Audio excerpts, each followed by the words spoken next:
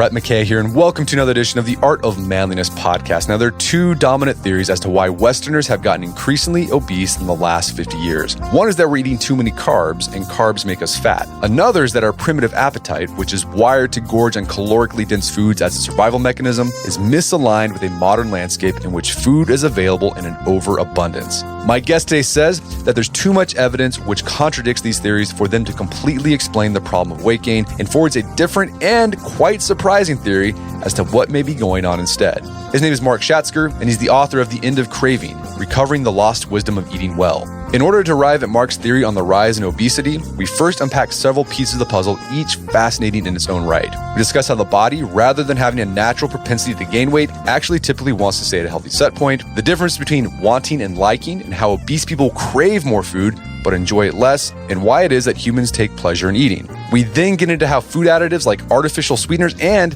strangely enough, even certain vitamins may be shifting the body's set point, increasing people's craving for food and triggering weight gain. We enter conversation with Mark's counterintuitive call to fight obesity by thoroughly enjoying truly delicious food. After the show's over, check out our show notes at aom.is/craving.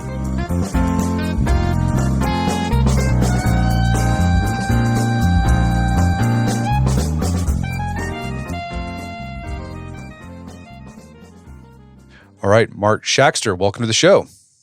Thank you so much for having me. So you got a new book out called The End of Craving, where you explore another theory that's out there now about why Westerners have been gaining weight for the past half century. And this new theory, I mean, we'll get to it, but it's kind of mind-blowing. I'm still in shock about it. So hopefully you can explain it. But before we get to that, this theory you put out in your book, End of Craving, let's talk about the different theories that are out there right now to explain why Westerners have been gaining weight for the past 50, 60 years. So one idea is that it's the increased consumption of carbohydrates that's been driving the increase in obesity. Can you walk us through this theory, and what does the research say about the carbohydrate-driven idea of obesity? Yeah, and I think it's best to understand it in its historical context, and that's sort of in line with you might call what I call the wrong fuel theory of weight gain, or kind of like these nutrient wars. So in the 70s, we started fighting this war over fat. In the 80s, I grew up in the 80s, and we were just very conscious of fat, low fat. There's too much fat. Fat makes you fat. And then we had this cultural kind of realization that this was not working. And in the early 90s, and progressed from there, this idea that we had it all wrong. In fact, it was carbohydrates that were causing obesity. And overnight, the thinking on this really changed. And at first, it was kind of a fad diet, this idea that you could eat kind of unlimited bacon and steak and cheese and lose weight. But over time, this gained legitimacy, and it became known as the carbohydrate insulin model. And it has everything to do with insulin. It's in the name, which is a hormone that regulates energy metabolism. So basically, when you eat food, the pancreas secretes insulin, and fuel, sugar and fat, is taken up into cells. And then as insulin levels drop, this fuel goes back into your bloodstream. The carbohydrate insulin model says that when you eat a diet excessively high in carbs, particularly refined carbohydrates, what happens is you get these secretions of insulin that are just too big. And this not only causes blood sugar to drop, it causes fat to be taken up into cells, and it inhibits fat from being released and being burned. So what then happens is you have the state of internal starvation. There's no fat in your bloodstream. There's no sugar in your bloodstream. So you're starving. You eat again. What do? You eat more carbs, and the whole thing repeats itself. You get into this vicious cycle of eating, not being satisfied, becoming ravenously hungry, fatigued, and then you eat again. So that was this kind of insight into where our diet went wrong. So that's the carbohydrate insulin model. You also to highlight another idea of why we've been gaining weight, and you call it the hungry ape theory. What's that theory? Yes, and I mean, to be fair, there's lots and lots of theories, but I guess this is what I would say is also kind of culturally prevalent at the moment, and that's my coinage, the hungry ape theory. Scientifically, I guess you could say a part of this theory is the thrifty gene hypothesis, and that's the idea that historically, as we were evolving, starvation or famine, just not getting access to food, was a real, present danger. So anybody who had the ability to store some extra calories as fat would have an advantage, because when these times of starvation or, not enough food came around, you could wait it out, you could survive, whereas somebody who didn't have that stored fat died. So the idea is that this became baked into our genes, this inclination to store calories as fat. Gotcha. So those are like the two main theories you see out there these days. Yeah. And I would say the reason I call it the hungry ape is because it goes beyond that. There's this idea now that we're just sort of, we have this primitive appetite that was molded by evolution that just isn't suited to the modern world where, we're surrounded by junk food and fast food and potato chips all the time. So it's kind of like, primitive brain, primitive appetite, ultra-modern world with too many calories, and we're just overwhelmed. So there's research out there that supports both of these models of why we gain weight, but is there any contradictory research out there that shows that maybe these theories don't explain what's happening? So the carbohydrate insulin model, that became very culturally prevalent, very popular. There's been different versions of it. There was paleo, keto, but they're all kind of, stem from the same initial thought.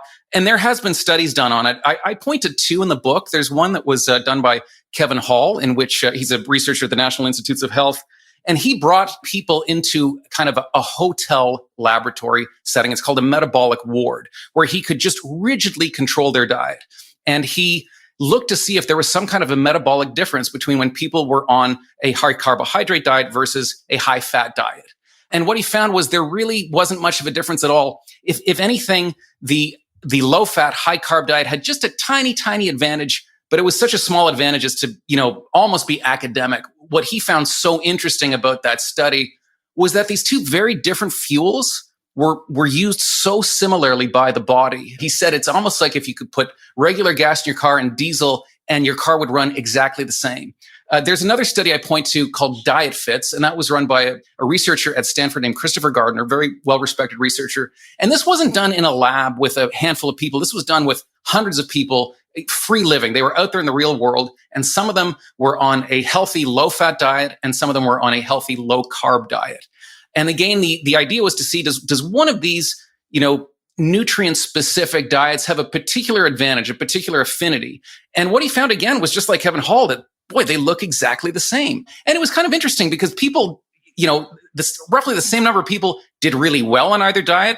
The same number did okay. And oddly, in both groups, there was actually people who gained a tremendous amount of weight on both of these diets.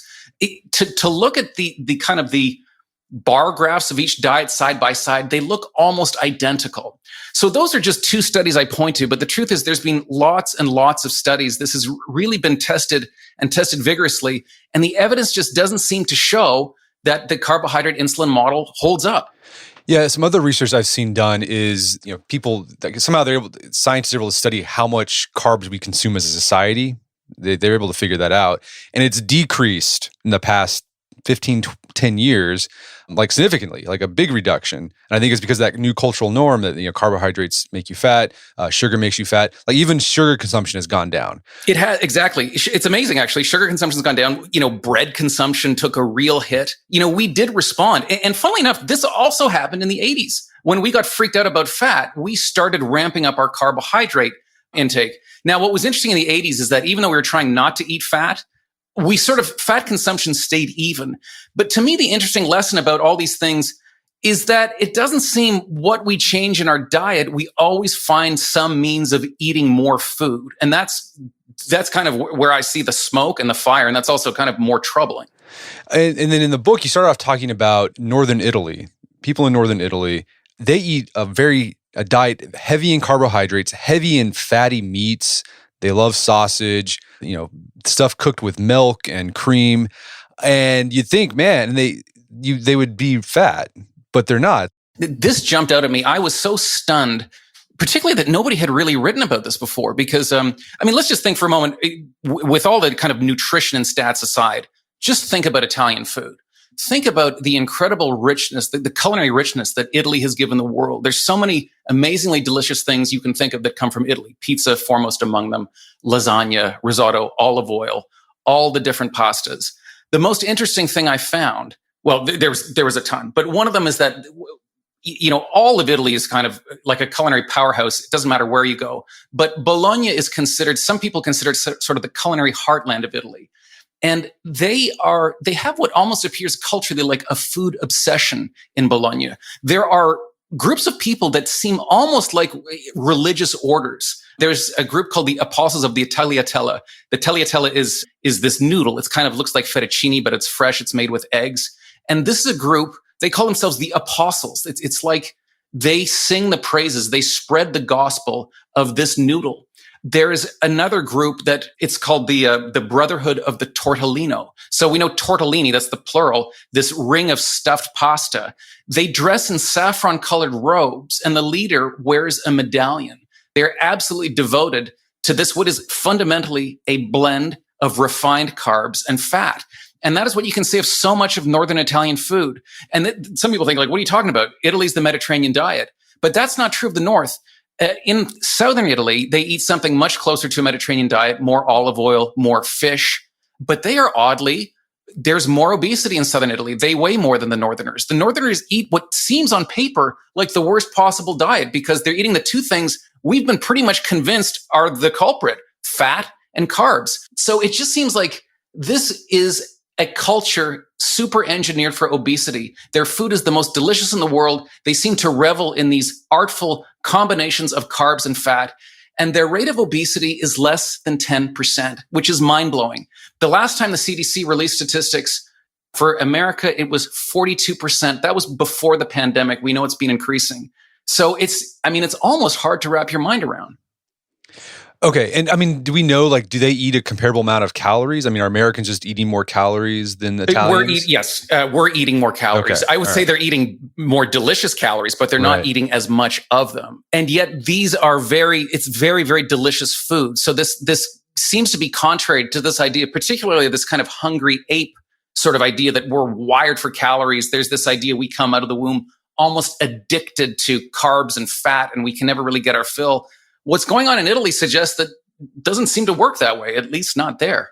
So, like, I mean, the idea is, like, if food tastes really good, and we're going to get to this, like, food tastes really good, the idea is, well, if it tastes really good, you're going to want to eat more of it. You're going to crave it more.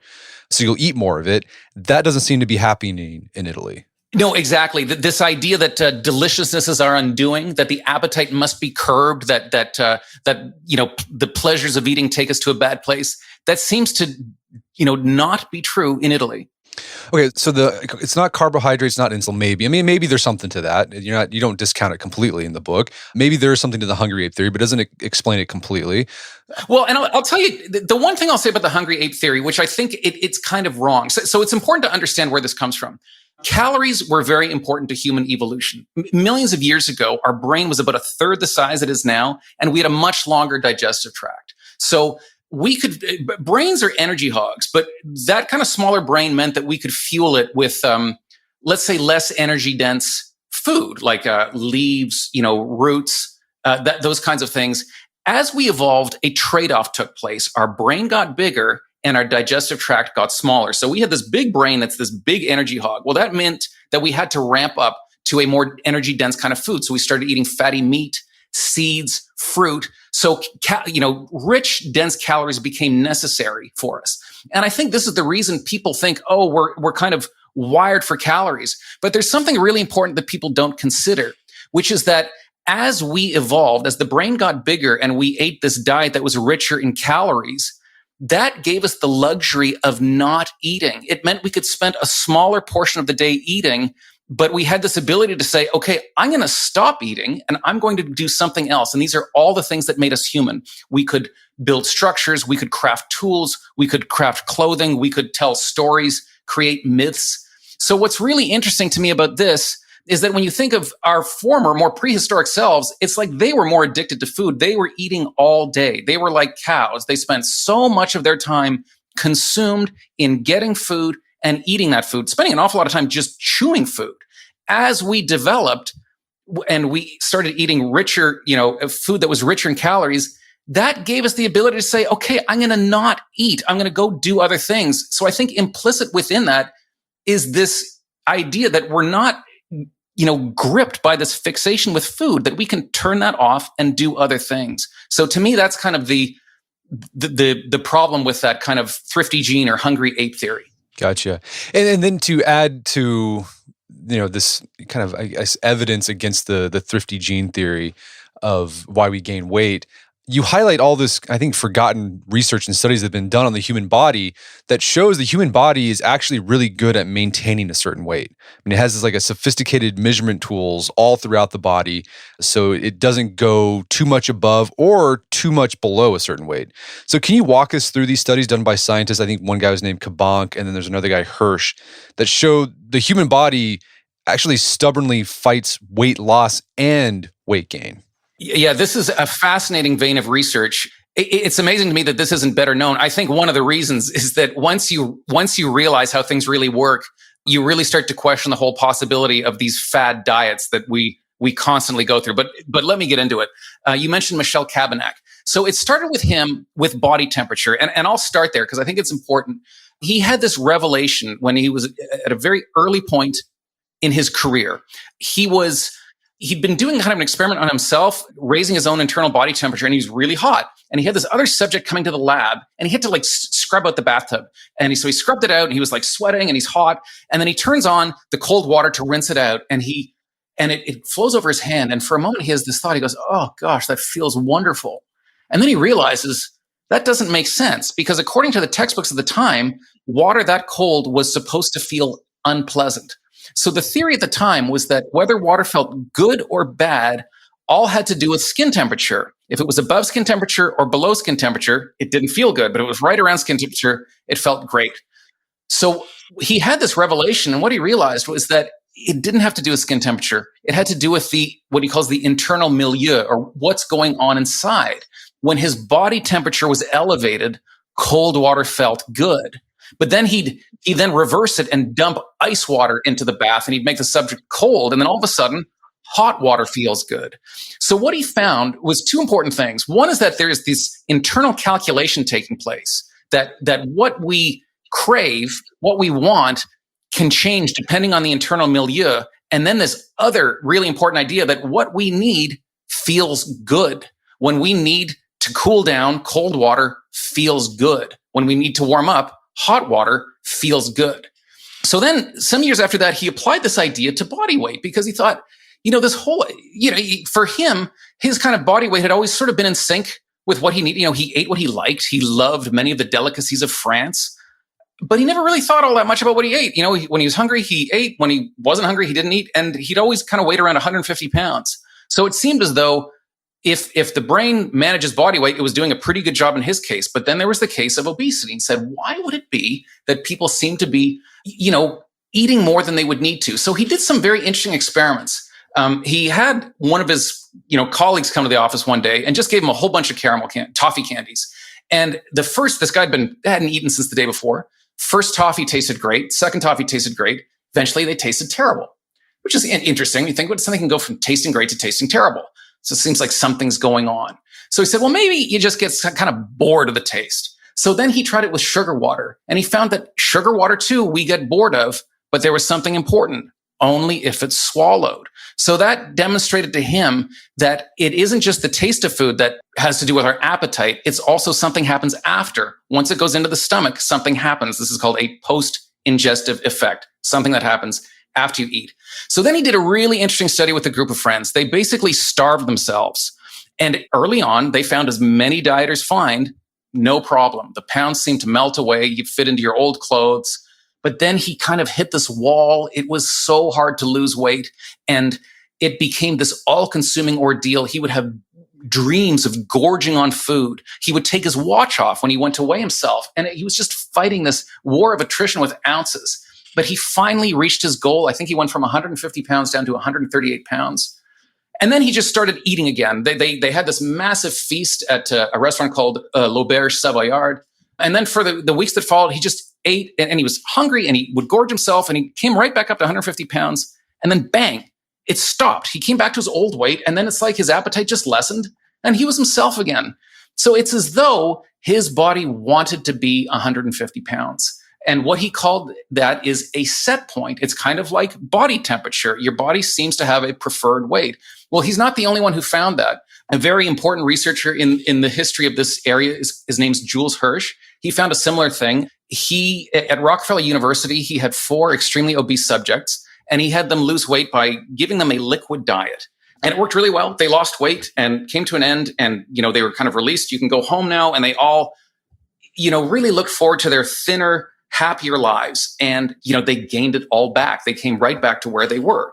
This fueled a very interesting body of research where they found that people, when they are overweight or obese, when they lose weight, it's as though they're starving. Their white blood cell count drops. They became anxious. They become depressed. They become sensitive to cold, and they become absolutely gripped by the thought of eating. Very similar to studies in which people actually are starved. It's like an identical response, even though they're not nearly in the same kind of depleted state, but they experience it the same way. But interestingly enough, they found it works the other way too, that people are resistant to overfeeding. And this is the big surprise, because everybody thinks, I could eat and eat and eat. My stomach is like an unfillable pit. But they find in overfeeding studies, there's a scientist named Ethan Sims. He tried to get rodents fat. He couldn't. If he really force fed them, he could get them fat, but then they'd lose their weight. Like they would bounce back to set point. He tried it with humans. He tried to get college students. College students are always short of money and hungry. Couldn't get them to put on weight. So he had to go to a prison. And it turned out that this being fed these extra calories was so unpleasant that even prisoners would drop out of the study. And what he found is that, they were eating just an incredible amount of calories, 10,000 calories per day, but their weight only increased by 25%, which didn't seem enough. It seemed that they were burning extra calories, like their metabolism was fighting extra hard to get rid of these calories. And then when that study came to an end, they came back to set point. So it was even found, Jules Hirsch did a later experiment where he found it even works that way with obese people. This isn't just something you find with people who are trim, that they resist weight gain. He found it's even true of people with obesity. So that really suggests there is some, physiological regulation of body weight. Well, so yeah, and then you also highlight there's like a tribe in Africa where the men, they have to get really fat, and so they'll just force feed themselves for months. They just sit in a hut. These are the Massa people of Cameroon and Chad. It is considered a sign of virility for young men to have this buttery rich layer of fat on their body. So some of them, the wealthy ones, engage in something called the guru wala, where they'll sit in kind of a little, tent all day and just stuff themselves full of sorghum loaf, full of milk. They can only leave to basically milk a cow or go to the bathroom. And this is so difficult. They have to kind of hold their head in a particular position to make sure they don't vomit. And I mean, some of the weight gain is spectacular. There was one, I think in the course of a single day, he ate the caloric equivalent of more than 30 Big Macs, and they put on serious weight, 30 pounds. But amazingly, they lose it all. They achieve this, buttery rich layer of fat. Hopefully they find a spouse. But then over time, it just goes away. They want more than anything to be fat. They are unlike us. They crave to be fat, and they can't. Their wish is denied by this seeming rule of physiology. Well, so let's talk about people who get obese. So these guys who notice there's like a set point. It sounds like there's like a shift in the set point for people who are overweight.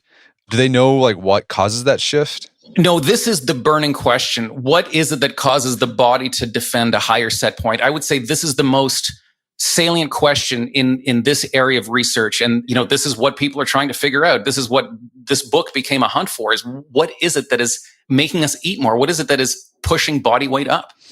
Okay, so after talking about theories of weight gain and how our body regulates weight gain or weight loss, you take a detour into the science of pleasure, and you walk readers through the difference between wanting something and liking something. So what's the distinction, and how does this difference show up when it comes to our food?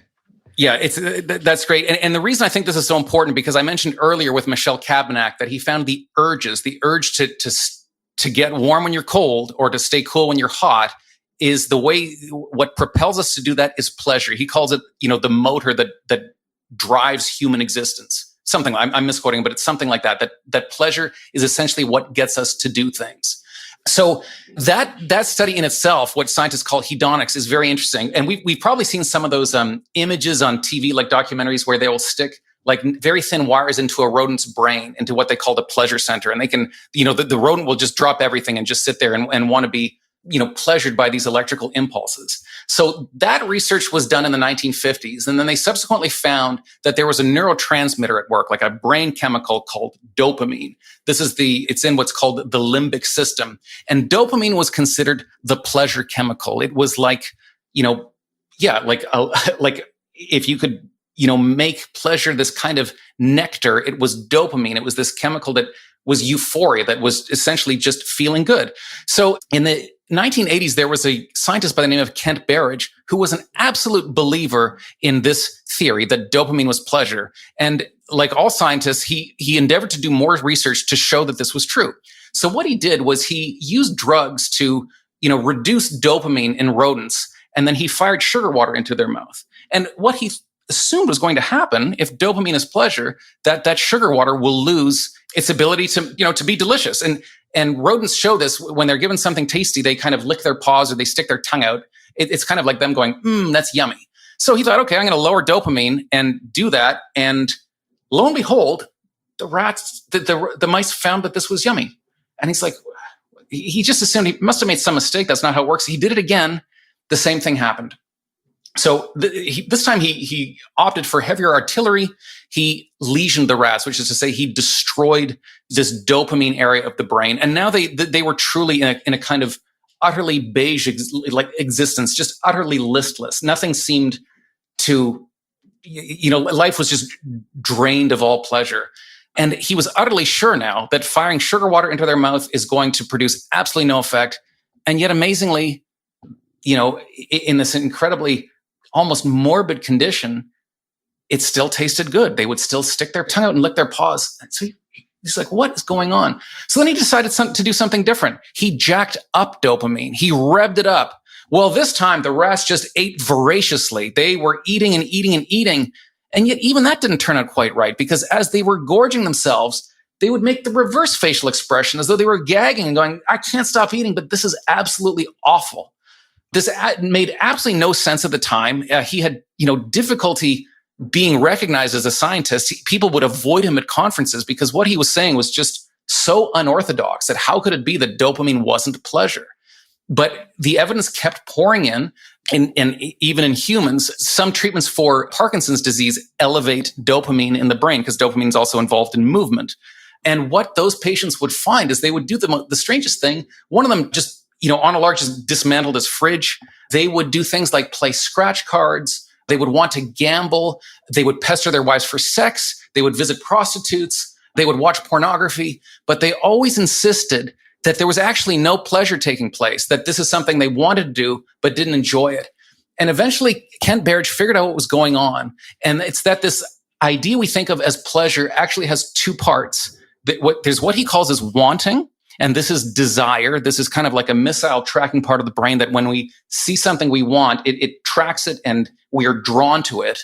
And then there's what he calls liking, which is the pleasure impact moment. And that is when the sugar water lands in the rat's mouth.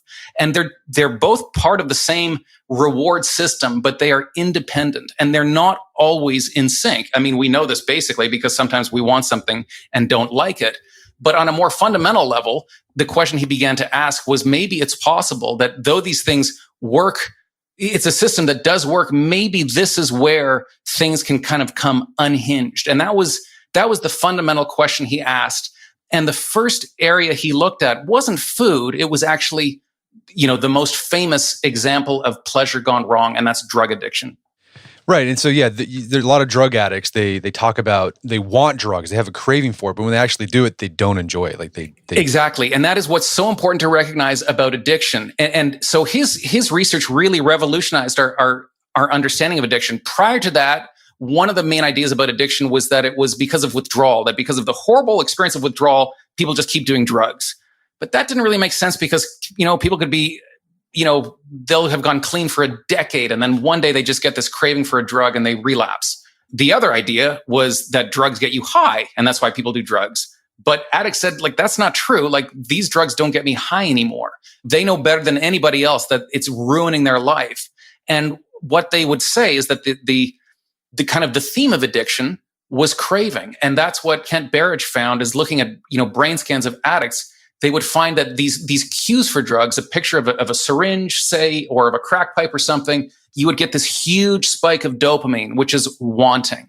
Now, initially, Kent Berridge thought this has absolutely nothing to do with food. And this is important because a lot of people talk about food addiction. We talk as though food is just like drugs. But there's something that drugs do that food doesn't do. Is drugs get beyond the blood-brain barrier and really tinker with these neurotransmitters that are involved in what we call reward. They're just getting right into the machinery and messing stuff up. Food doesn't do that. We experience food when we sense it, when we taste it, when we smell it. So for that reason, he thought food is very different. But then he became convinced when he saw some research looking at people with binge eating disorder. And he found that it was very similar to the people who struggle with drug addiction, which is to say they had this incredible desire that seemed disconnected from the actual pleasure that they would experience. And this is something that we learn about obesity as well. The stigma about people with obesity is that they're just pleasure seekers, that they indulge themselves, they don't know when to say no. But the neuroscience shows us that that's not what's going on. Compared to trim people, they actually seem to experience less pleasure from food. What really distinguishes the experience of food for them is the craving for it. So if they see a picture of a milkshake, the milkshake, it just absolutely animates them with a craving. They want that milkshake. When they actually taste it, the pleasure they receive doesn't come anywhere close to matching that incredible desire they had for it. We're going to take a quick break for a word from our sponsors. And now back to the show. We're getting closer and closer to this idea of your theory of what's causing people to gain weight. So I can understand why we'd want to crave food, like why we want food. Say your body is like, you need to eat something or you're going to starve, so you have that desire. So you would think it wouldn't really matter like what food tastes like, right? As long as it has calories, that should be fine, right? I mean, that's like you talk about, you give the example of a snake. A snake doesn't taste anything. It just swallows the rat whole and it gets its calories and it's done because it has that craving for calories. The body's saying you need food.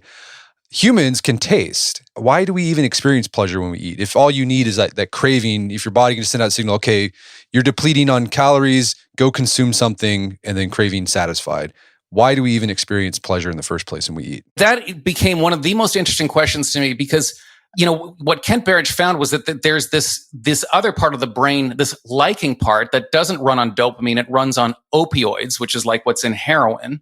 And I kind of assumed that, all animals have this, right? You want food and then you like it. But it turns out in this respect, humans are abnormal. Most creatures out there in the world, they just run on dopamine. It's a much more simple system. It's a little bit kind of like a thermostat that when something goes off, let's say body temperature is too low, so you experience the desire to go and return body temperature to normal. When it gets back to normal, the desire turns off. The same thing with food. It's like my fat stores or my blood sugar levels are down, so there's this signal, okay, go get food. You have this desire for food until you're back to where you need to be. The system turns off. That's how your thermostat works. If in the winter, if the room temperature gets too low, a signal sent to the furnace, turn on, and then until it comes back up to room temperature, the desired temperature, that's when it shuts off. Now, interestingly, your furnace works perfectly well without it ever going like, oh, that feels wonderful. And that's the same, it turns out, with snakes. Snakes have a system that runs on dopamine. So far as we know, they are unable to experience what we think of as pleasure. They can't even taste food. You can scent a tennis ball to smell like a rat, and the snake will eat it because it is just consumed by the hunt for food. But actually eating food, what we think of as this gustatory delight, is for them kind of like maybe what swallowing food is like for us, just this sort of necessary mechanical physical act. Now, it almost seems cruel. You're like, why would God, if there is a God, why would God create a creature that is unable to enjoy its food? But it turns out this is the norm. This capacity to enjoy seems to be unusual. So then you scratch your head and you're like, whoa, why is that? Why do we enjoy food? If a snake can get by with just on this dopamine system of wanting something and then having that urge go away, that urge kind of being satisfied without ever, experiencing delight, what is the point of experiencing delight? If it's not necessary for a snake, why is it necessary for us? So on its most simple level, the capacity to enjoy something is kind of a quality control system. When we get what we're after, let's say it's an apple or it's an animal that we kill, we can bite into it and see if it's any good. That is this system that we have that lets us rate the quality of food as we eat it.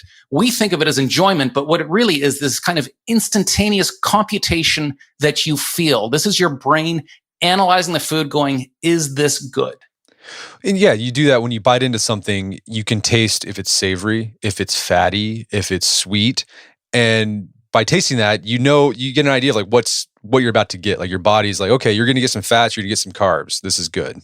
Eat more. And it's really important because, we tend to think of the sensed qualities of food, sweetness, savoriness, fattiness, as just sort of like this sort of delight that is unconnected to nutrition. But it's actually really important because there's a fundamental difference between how our bodies work and how machines work. So if you've ever seen like a fighter jet, when it's refueling in the air, it sort of like flies up to this big plane and this tube comes out and it refuels. We can't do that.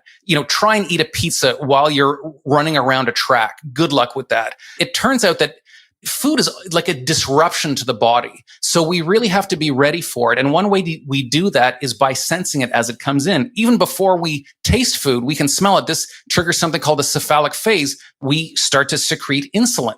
Then as we taste it, that gets the kind of the gastric juices flowing. What your brain is doing is getting ready to digest. This is a big deal. So that is, it turns out that is really important information. No, you even give an example of a kid, I think it was like in the 1800s. He had something happen to his stomach and he basically, or his throat. This is a crazy story. I don't know how he did it. He was, having clam chowder that was somehow way too hot. I guess he must have just chugged it or something, but he ended up sealing his throat shut. Right. It was like cauterized or something, and he was unable to swallow. So doctors essentially put what's called a fistula in his stomach. They just put a hole in his stomach that he could just sort of load food into, the way you would load your luggage into the back of the trunk of a car. And when he started to do this, when they created this opening that he would put food in, he was very unwell. Even though food was getting into his body, he was just unwell. It was utterly unnecessary for him to put food in his mouth at this point because he had this direct pathway right into his stomach. But one day he said, let me taste it first. And this is what cured him. He was scrawny and maybe going to die. And then once he tasted his food, he suddenly sprang back to health. And for the rest of his life, he would taste food, he would chew it up and then spit it into this tube that went into his stomach. And he said if he didn't do that, he would be hungry after he ate. So this is really interesting evidence that this act of eating, this act of sensing food, it isn't just this kind of delight that's disconnected from metabolism. It is absolutely essential to it. Okay, so when you eat something, when you taste something in your mouth, you're getting information about this food. Now, this is the case, we're getting to the point you're making in your book, your big thesis. You're making the case that one of the problems with food today in the West is that there's a mismatch between that information that we taste and then the actual food, like the calories or the nutrients in the food. Yes. So yeah, talk us about what's happening with our modern food so that the nutritive information, how it tastes thing no longer matches the actual nutrition content of the food. Okay, yeah. So remember what I was saying earlier, that we find that the difference we see with people with obesity is that they have this enhanced kind of level of wanting. Well, that's what we're looking for. What is the thing that's making us desire to eat food that seems disconnected from our physiological need? What is making the brain say, I want to eat more food? So I came across a body of research from a scientist I know at Yale. Her name is Dana Small. And she was asking what she thought was a fairly simple question, which was whether or not you could change the caloric content of a sweet beverage and still have it be satisfying. She was doing this work at the time with Pepsi. And on a deeper level, she was curious, do we like sweet things because we just like sweetness? Like that's how we kind of come out of the womb and sweet is great. Or is our desire to eat sweet things connected to our physiological need for it? So that's a really hard thing to test with just a normal sweet drink because you don't know, is it the calories or the sweetness? Like when you put sugar in, you're adding both sweetness and calories. How do you disentangle the sweetness from the calories? It seems impossible. But she came up with a really interesting method. What she did was she created 5 drinks that were all sweetened with the artificial sweetener called sucralose. So these are 5 distinctly flavored drinks, but they all have the same level of sweetness. Then she added a flavorless carbohydrate called maltodextrin. This was invented in the 1960s. It's this kind of interesting human creation, carbohydrate with absolutely no taste. So then she put, no maltodextrin in one drink.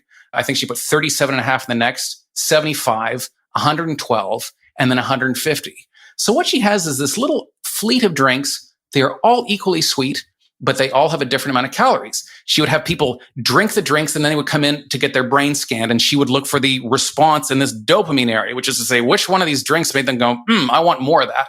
And she thought it's going to be the 150 calorie drink, because we know there's this post-ingestive thing that happens where the brain analyzes the food that it got. So she said, well, it's going to be the 150 calorie drink because we like calories. Calories are important. And that's not what happened. She was really surprised by what happened. It turned out it was the 75 calorie drink that got the biggest brain response. And that didn't make sense. She was so weirded out by it. She did the experiment again, and the same thing happened. And she was trying to figure out what's going on. Like, if it's calories that we like, 150 calories should be better than 75. But if calories have nothing to do with it, why 75? Why not 0? Why not 37? And then she realized it was the number 75.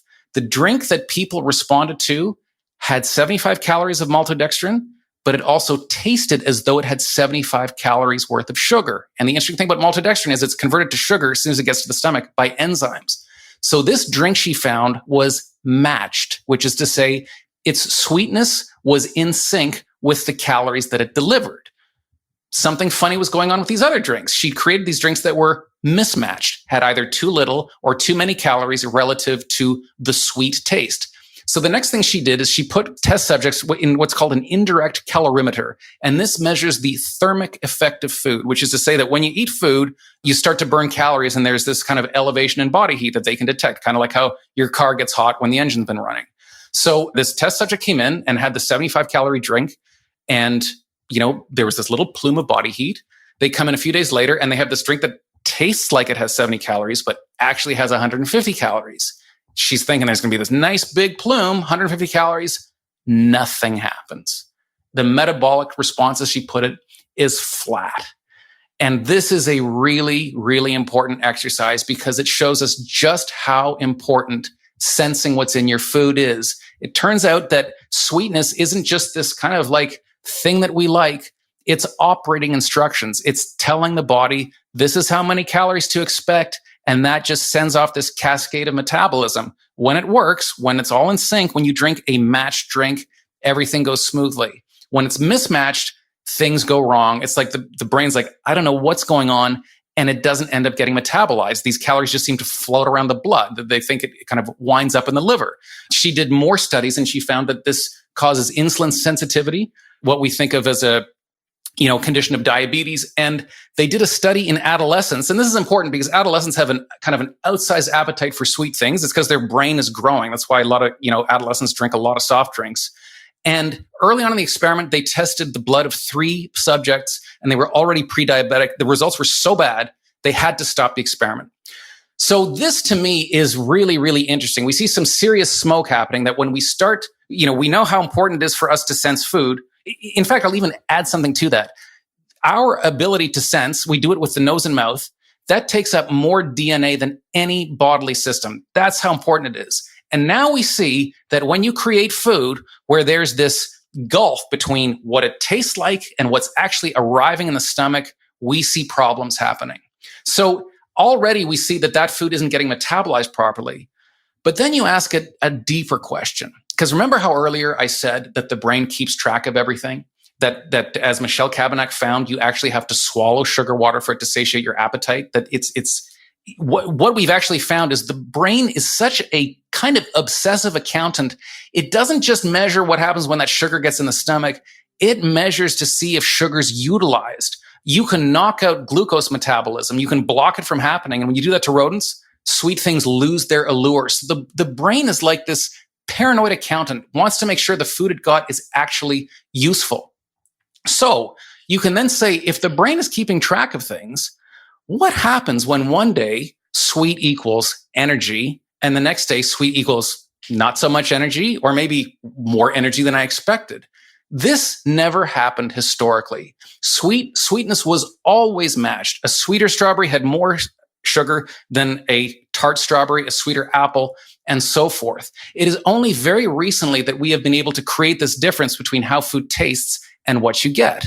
And what that is called is uncertainty. psychologists also call it reward prediction error, which is to say, a lot of psychologists think of the brain as kind of a prediction engine. What it's really in the business of is predicting. That's why the brain senses what it got. Did I get what I was expecting to get? And there's really interesting areas of research that look at this idea of uncertainty. One of them is reinforcement psychology. So that's like Ivan Pavlov. That's when you ring the bell and the dog thinks dinner's coming, it starts to drool. That's what's called a cue. So are you familiar with Pavlov? That's kind of like common knowledge, right? Yeah, it's common knowledge, yeah. Okay, so the bell is what they call a cue. You ring the bell, the dog starts drooling, it thinks dinner's coming.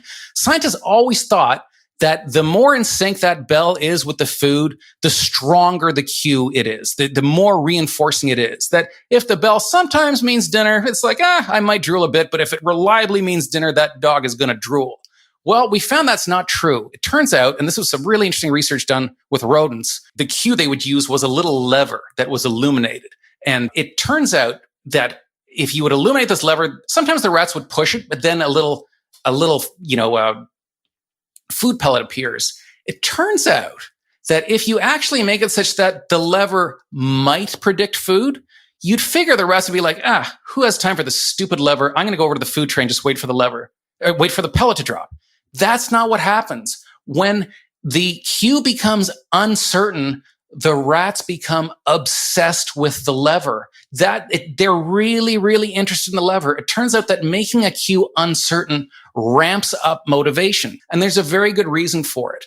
There's a very good reason we are animated by uncertainty, because in a state of nature, a loss means you might die. It means something bad could happen. And I'll give you an example. A lot of people find this sort of conceptually interesting, but they don't really feel it. So this is an interesting way that really makes you feel it. Let's say, do you have a car? I do. Okay. So what if I told you the fuel gauge was totally unreliable, that it says full, but it might be empty, might be a quarter, might be 3/4. What would you do? I'd be filling it up all the time because I would. That's right. Because if you're on the highway and you run out of gas, you're screwed. That's a horrible problem. So you probably fill it up almost kind of like in a paranoid way, right? Right. There's this uncertainty and it just animates us with desire. A good example are elevator buttons. When you're waiting for the elevator, what do? Like when you get on the elevator and you press the 11 button, you just press it once, right? Because you know it's going to take you to the 11th floor. But when you're sitting there waiting for the elevator button, you just you just keep on hammering the thing because there's this idea like it's I don't know if it's working, I don't know what's going on. You are animated at that moment by wanting. So to bring this back to this research that Dana Small did, when we start to tinker with the sensed qualities of food, we take a cue that for all of existence, of our existence as a species, even prior to our existence as a species, we're going way back to like cockroaches and bacteria. Sweetness has always matched calories. Very recently, we created technology such that the way something tastes doesn't necessarily match what you're getting. So we have created uncertainty. We have these cues for food have now become uncertain. So what does that make us do? It makes us want. That's why we see it's not that food tastes better than it ever did. I'd argue that it doesn't taste as good. It's that we want it more because we want to avoid a loss. Okay, so just to summarize, so like in all of our food, a lot of mostly processed food, a lot of it has artificial sweeteners. If you check the ingredients, it could be, a cookie. A lot of companies are putting artificial sweeteners in it because it allows them to make the food taste sweeter without adding in calories. So what you're saying is by creating that mismatch, the body's like, wait a minute, it tastes sweet, but we're not getting the calories that we think you should be getting. Sort of tastes sweet, so we're going to eat more because we don't know. Exactly. Yeah. Okay. If you think your brain is stupid and we just sort of have this dumb desire for sweetness, then this would be a good idea. Fool your brain. Your brain's a total moron. If it turns out your brain's actually this kind of maniacal, obsessive accountant, don't try and fool it because you're going to piss it off and you're going to make it want more. So that's exactly what we see. And ironically, it's probably our fear of calories that are fueling this in some ways. We now have all these nutritional info panels on things. People can look and they go, oh, calories, those are bad. So there's all this incentives now for companies to lower the calorie count. And one way they do that is by adding artificial sweeteners. And it's more disturbing, I would say, than ever, because what Dana Small found, it's when you mix real sugars with artificial sweeteners, that's when the worst things seem to happen. And we're doing that more than ever. And it's not just like soft drinks. You see it in some cold coffee beverages. You see it in energy drinks. You see it in English muffins. I've seen it in breakfast cereals. It's happening everywhere. But here's the important thing. My argument here isn't just that it's artificial sweeteners. Artificial sweeteners, this research is showing us where things have gone wrong. But if you actually start to look for ways we've devised of like messing up the way food tastes, it's all over the supermarket. Well, yeah, you talk about there's artificial fats that the food industry, you say, try to keep under wraps because no one wants to talk about artificial fats. Yes. So this was another really interesting thing I found, and I was surprised that there hasn't been more written about it. There's a whole huge family of food additives. I call them artificial fats because they're kind of like the fat version of an artificial sweetener. The industry calls them fat replacers, which sounds a little more innocuous. But essentially, these are substances that create the sensation of a rich, fatty, food in the mouth, but deliver fewer calories. They are essentially the fat equivalent of an artificial sweetener. One of the first ones was called Simpless. It was discovered in 1979. A scientist working for a Canadian beer company tried to turn whey. Whey is that liquid that's left over when you make cheese. He tried to turn it into a gel, and he got this weird gelatinous substance that it kind of crumbled like styrofoam, but it tasted fatty. It tasted like cheesecake or like cream cheese.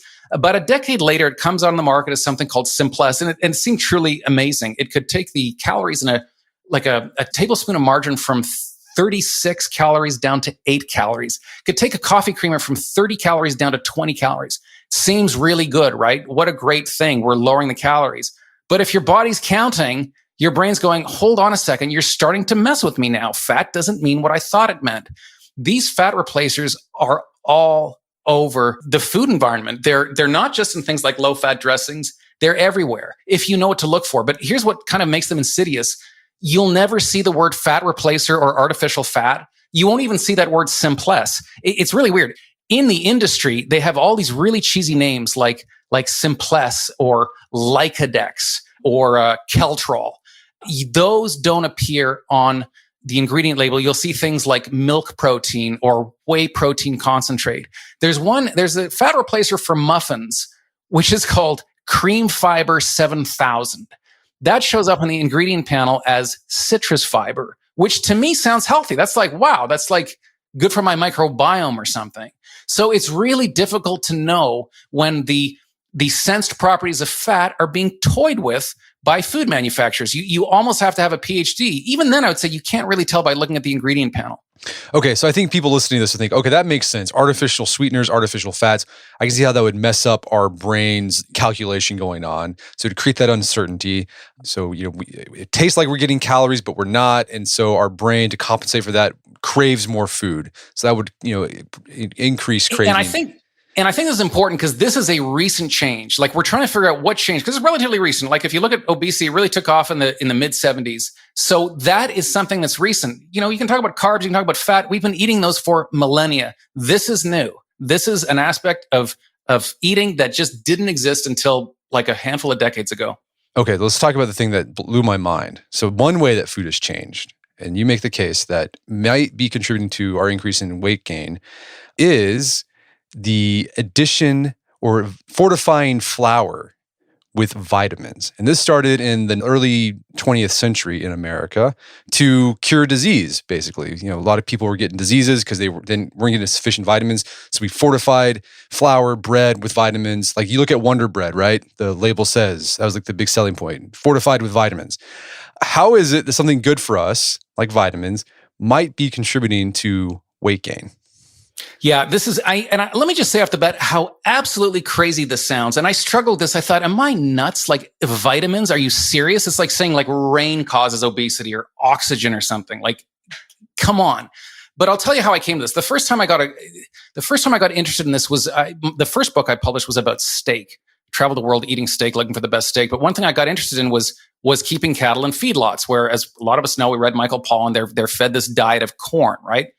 And the idea I was always told at the time from critics was that it's like junk food. It's just empty calories. It doesn't have their vitamins. It's only got calories. And one of the reasons they eat so much of it is they're trying to get their vitamins. They're like, they're unfulfilled by it. So I checked with a feedlot nutritionist, someone who devises these things. And he said, no, that's not true at all. He says, these things are absolutely packed with vitamins. If they weren't, they wouldn't gain weight quickly enough. And I thought, that's not really what we think. We tend to think of vitamins as making things healthier, not that they could somehow play a role in a diet that is engineered to make a cow fat. Well, then I found a researcher, a scientist at the University of Toronto, used to be the chair of the nutrition department. His name's Harvey Anderson. He had the same idea. He was interested in the difference between Canada and the United States, because culturally very similar countries. We have very, similar food traditions. Canadians are a little bit thinner. Now, like Americans, we enrich our flour, but we don't do what's called voluntary fortification. That's allowed in the States where companies can just put in certain vitamins if they want to. So there's more of this happening in the United States. It's being, like I said, being put in energy drinks. It's in cereals. There's just an awful lot of vitamins. What I'm most particularly interested, it's not all vitamins or micronutrients that I have a beef with. We add iodine to salt. I don't think that's a problem. I think there's a case to be made for adding folic acid. It's the B vitamins. It's the vitamins we started adding in the 1940s. And I'll tell you why I really start to think there's something going on here. I was thinking about this feedlot diet that cattle eat, and I got interested in pig nutrition because pigs are more like us than cows. Pigs are, they're very similar to us physiologically. They're a much better model than a cow. And I thought there's got to be something going on with pigs. And I would keep on searching for it. And nothing ever came up. Finally, Google Scholar, the search algorithms got tight enough that I finally found this body of research. And it turns out that vitamins utterly changed pig farming. Before the 1950s, farmers knew that you could give pigs corn and soy, that it was kind of like rocket fuel, it could make them fat, but only for a limited period of time. If that's all they ate, they would actually get a nutritional deficiency. They would lose their hair, they'd get diarrhea, they'd start to get confused, and they'd lose weight. So there was something missing from the diet. So to make that up, they would have to put pigs out on pasture, or if they were keeping them in a barn or something, they'd have to bring green feed to them. So they knew that there was something, what they would often feed them is alfalfa. They knew there was something necessary in alfalfa that was, making their diet complete. The discovery of vitamins totally changed pig farming. All of a sudden, it wasn't necessary anymore for your pigs to be out there in the field munching alfalfa. You could keep them penned up all day. You could give them this rocket fuel diet of corn and soy, and it was just, they were like a rocket ship. They gained weight and put on fat like they never did before.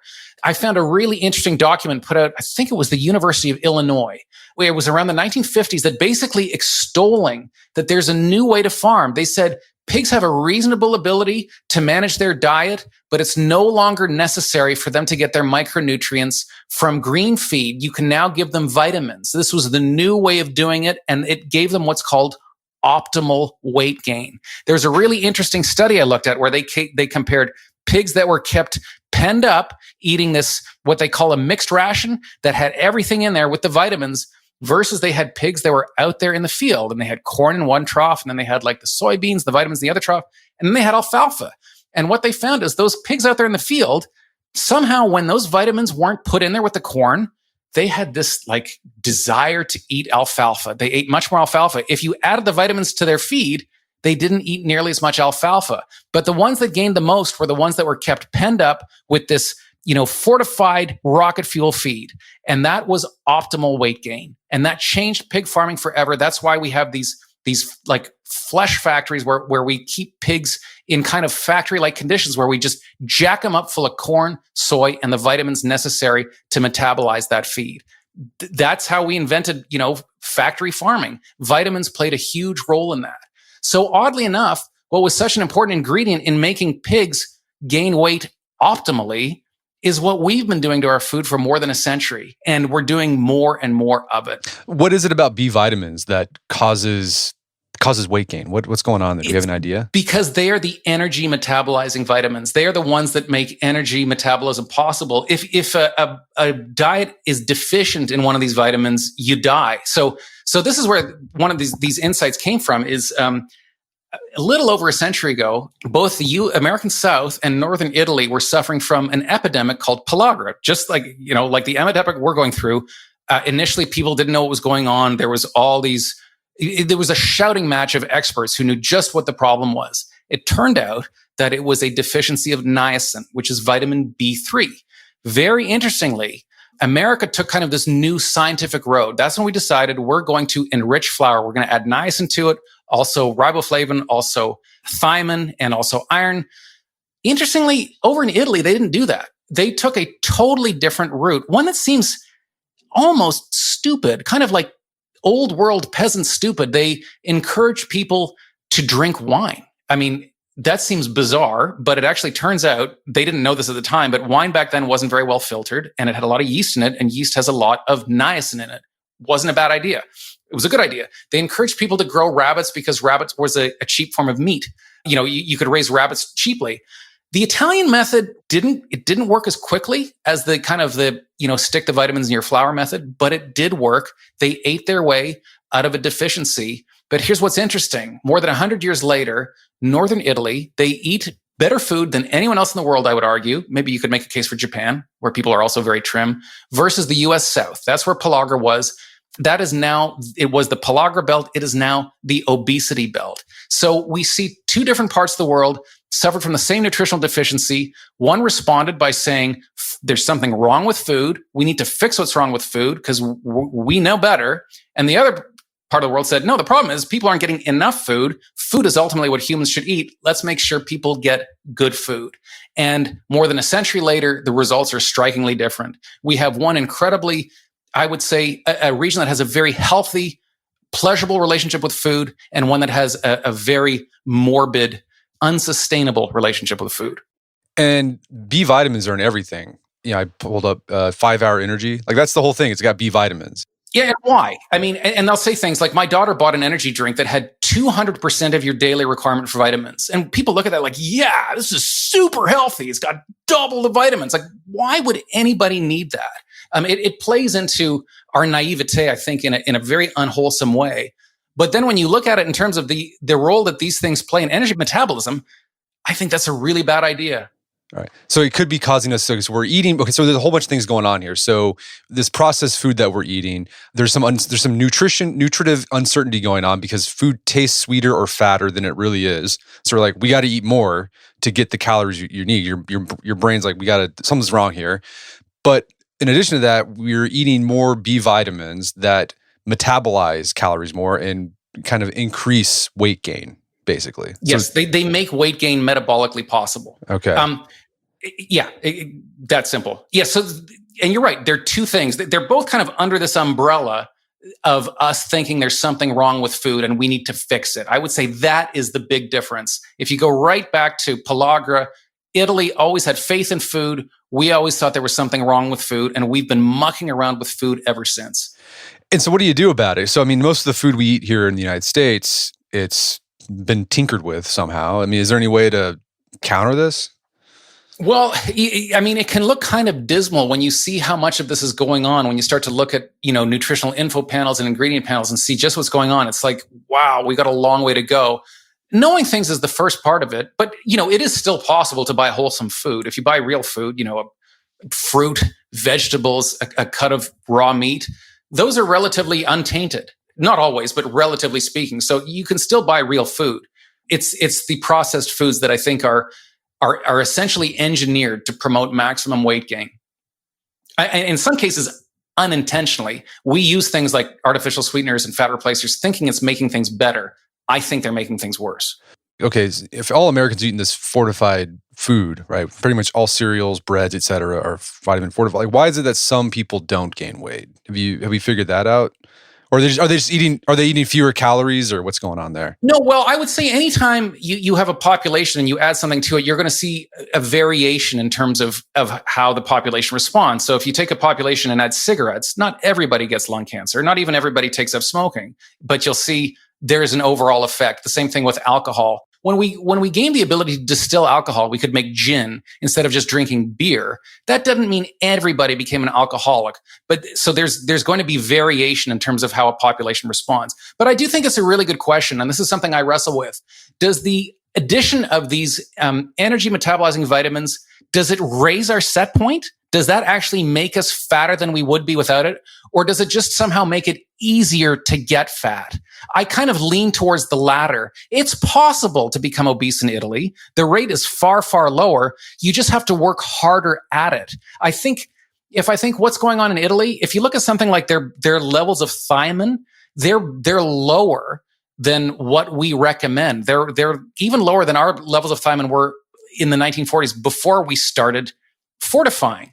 And so what I wonder is I think the idea is that the low level of vitamins is kind of like a leash on weight gain. There just isn't that metabolic possibility of turning carbs and fat, that you eat into extra body weight because there's just not the right amount of vitamins.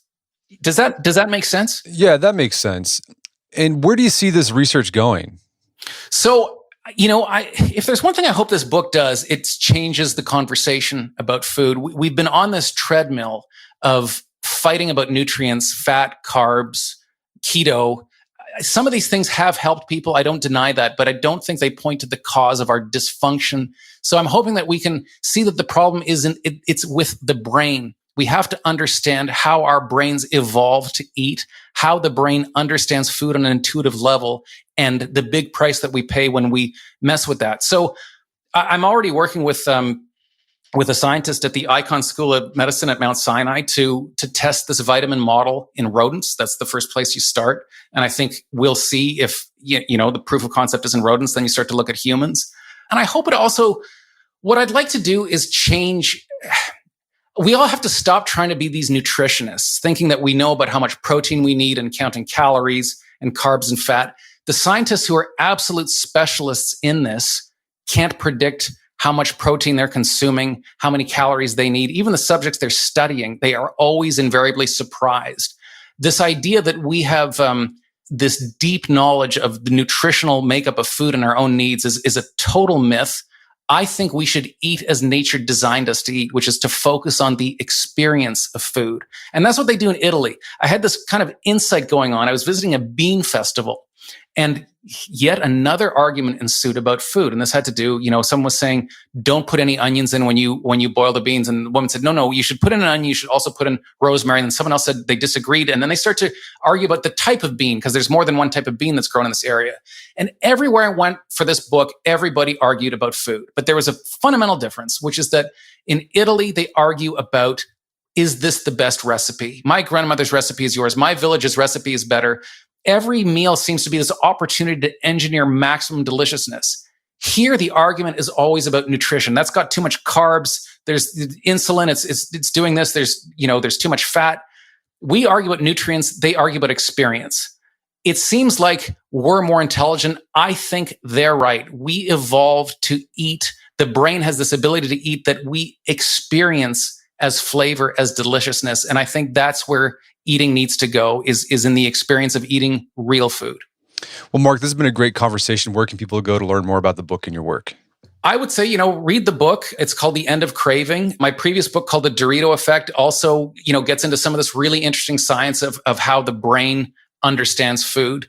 And I would say be enthusiastic about food, and we should celebrate really good food and enjoy it. I would say it's our greatest, most reliable form of pleasure. We eat 3 times a day. Let's enjoy it.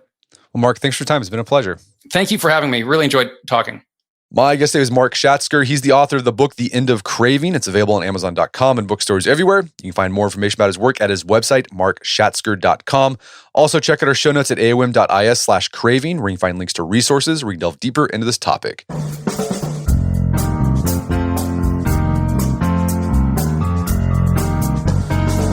Well, that wraps up another edition of the AOM podcast. Make sure to check out the Art of Manliness website at artofmanliness.com, where you can find our podcast archives, as well as thousands of articles where we've pretty much covered anything you'd think of. And if you'd like to enjoy ad-free episodes of the AOM podcast, you can do so on Stitcher Premium. Head over to stitcherpremium.com, sign up, use code manliness at checkout for a free month trial. Once you're signed up, download the Stitcher app on Android or iOS, and you can start enjoying ad-free episodes of the AOM podcast. And if you haven't done so already, I'd appreciate if you take 1 minute to give us a review on Apple Podcasts or Stitcher. It helps out a lot. And if you've done that already, thank you. Please consider sharing the show with a friend or family member who you think would get something out of it. As always, thank you for the continued support. Until next time, it's Brett McKay.